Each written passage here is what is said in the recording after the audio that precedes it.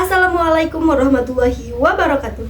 Halo teman-teman, perkenalkan saya Fatma Zakiyah Anurani dari kelas PAI 1B Universitas Sains Al-Quran.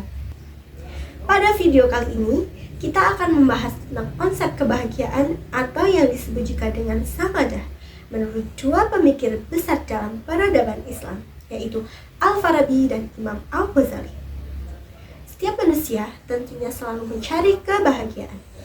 Namun, apa sih sebenarnya kebahagiaan itu? Apakah hanya kesenangan duniawi yang bersifat sementara? Ataukah ada makna yang lebih dalam dan abadi?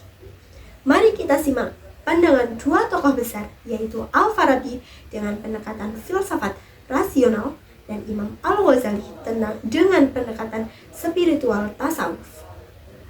Yang pertama, menurut Al-Farabi tentang kebahagiaan. Al-Farabi yang wafat pada tahun 950 Masehi dikenal sebagai guru kedua setelah Aristoteles. Beliau membahas kebahagiaan secara mendalam dalam karyanya seperti Tahsil As-Sa'adah yang berarti pencapaian kebahagiaan dan Al-Madinah Al-Fadilah yang berarti kota utama. Menurut Al-Farabi, kebahagiaan adalah kebaikan tertinggi atau kebaikan mutlak dengan kesempurnaan jiwa manusia. Ia merupakan tujuan akhir hidup manusia baik di dunia maupun di akhirat. Kebaikan bukan hanya sekedar kenikmatan indrawi yang semata seperti kesenangan jasmani, melainkan pencapaian potensi tertinggi manusia melalui pengembangan akal, moral, dan keterampilan. Untuk mencapainya, manusia perlu mengembangkan 4 jenis keutamaan atau kebijakan. Yang pertama, keutamaan teoritis, yaitu pengetahuan ilmiah tentang hakikat segala sesuatu, termasuk ilmu tentang alam dan Tuhan. Yang kedua, yaitu keutamaan deliberatif atau berpikir, yaitu kemampuan berpikir, memilih, dan menentukan tindakan yang terbaik.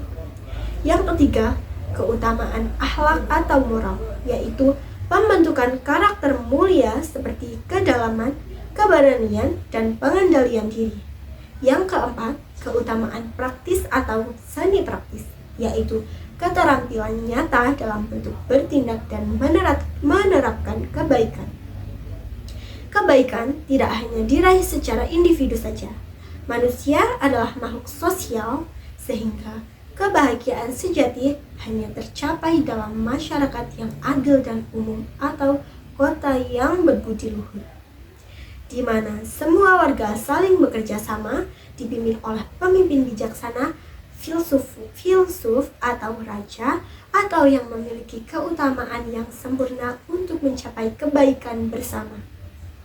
Intinya, manusia adalah makhluk sosial, sehingga kebahagiaan hanya tercapai dalam masyarakat yang adil dan ideal, dipimpin oleh pemimpin yang bijaksana, di mana setiap orang saling mendukung untuk mencapai kebaikan bersama, baik di dunia maupun di akhirat. Kebahagiaan suatu bangsa tercapai ketika seluruh anggota masyarakatnya bahagia secara utuh.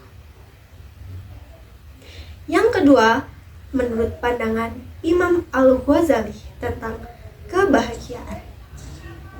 Imam Al-Ghazali yang wafat pada tahun 1111 Masehi membahas kebahagiaan dalam karyanya yang terkenal, yaitu Kimia As-Sa'adah atau Kimia Kebahagiaan dan Ihya Ulumuddin. Menurut Al-Ghazali, kebahagiaan sejati adalah kenikmatan abadi di akhirat yang diperoleh melalui ma'rifatullah, yaitu mengenal Allah secara mendalam dengan hati yang bersih.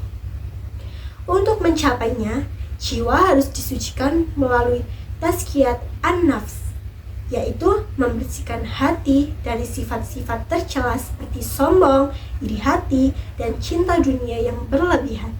Caranya dengan riyadhah atau latihan spiritual, mujahadah atau perjuangan melawan hawa nafsu, zikir kepada Allah, dan amal yang soleh yang ikhlas. Ilmu harus diimbangi dengan amal, mengenal diri sendiri, merupakan langkah pertama untuk mengenal Allah. Kenikmatan di dunia seperti harta, kedudukan, atau kesenangan jasmani bersifat sementara dan rendah nilainya dibandingkan dengan ketenangan hati yang lahir dari kedekatan kepada Allah. Kimia kebahagiaan diubah dari rumah dunia menuju rumah akhirat. Yang selanjutnya, kedua tokoh ini memiliki kesamaan, yaitu kebahagiaan hakiki yang bersifat spiritual, abadi, dan hanya dapat dicapai melalui penyucian jiwa serta berorientasi kepada Allah dan akhirat.